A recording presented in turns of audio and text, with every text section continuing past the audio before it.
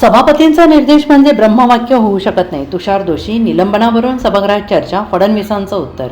सभागृहात एक महत्त्वाचा मुद्दा चर्चेला आलेला आहे. आपल्या संविधानात मंत्रिमंडळ आहे, विधानसभा, विधान परिषद आहे. तिघांचेही अधिकार ठरलेले आहेत. प्रत्येकाचे अधिकार ठरलेले आहेत. साधारणपणे सभापती किंवा अध्यक्षस्थानावर बसलेल्या व्यक्तीचा सन्मान असतो. त्यांचे निर्देश पाळायचे असतात. पण या संदर्भात सभापती किंवा अध्यक्ष एक्झिक्युटिव्हच्या निर्णयामध्ये येऊ शकत नाहीत, असं म्हणत मुख्यमंत्री देवेंद्र फडणवीस यांनी उपसभापती नीलम गोऱ्हे यांचे कान टोचले.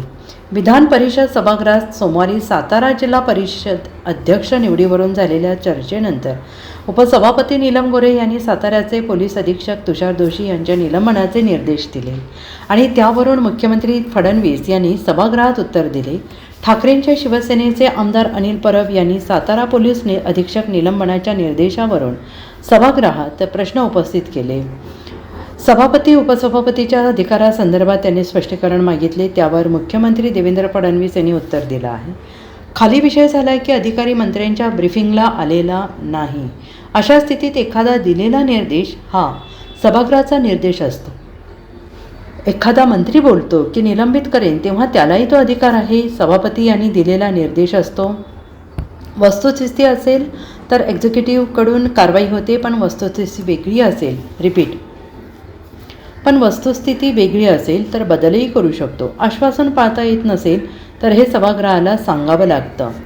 जे एक्झिक्युटिव्हचे अधिकार आहेत ते त्यांचे अधिकार आहेत. ते त्या स्थानावर असताना तालिका सभापती परिस्थिती बघून निर्देश देऊ शकतात, पण हे ब्रह्मवाक्य नाही, असं म्हणत उपसभापती नीलम गोऱ्हेंच्या आदेशावरून मुख्यमंत्री फडणवीसांनी कायदेशीर बाजू मांडली.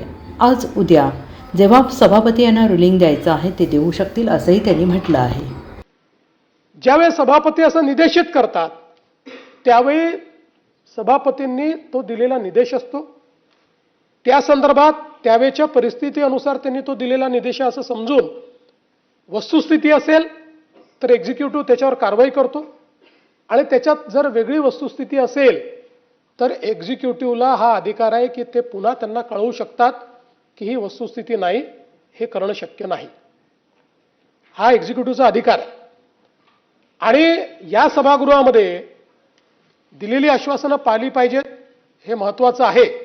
पण दिलेलं आश्वासन म्हणजे ज्याला इंग्रजीत गॉस्पेल ट्रूथ म्हणतात असं नाही आहे. आश्वासन समिती आपण त्याकरताच केली आहे. एखादं आश्वासन त्या परिस्थितीत दिल्यानंतर ते पाळता येत नसेल तर या सभागृहाला सांगावं लागतं की दिलेलं आश्वासन आहे, हे आम्ही पाळू शकत नाही. आणि म्हणून मला असं वाटतं की या संदर्भात जे एक्झिक्युटिव्हचे अधिकार आहे ते एक्झिक्युटिव्हचे अधिकार आहेत. हां, त्या स्थानावर बसला असताना सभापती, अध्यक्ष किंवा अगदी तालिका सभापती देखील परिस्थिती अनुरूप एखादा निर्देश देऊ शकतात. पण तो निर्देश दिला म्हणजे आता त्याच्यातनं सुटका नाही, ते ब्रह्मवाक्य होऊ शकत नाही. त्या संदर्भात जी वस्तुस्थिती असेल त्या वस्तुस्थिती अनुरूपच त्याच्यावर कारवाई होते असा माझा समज आहे.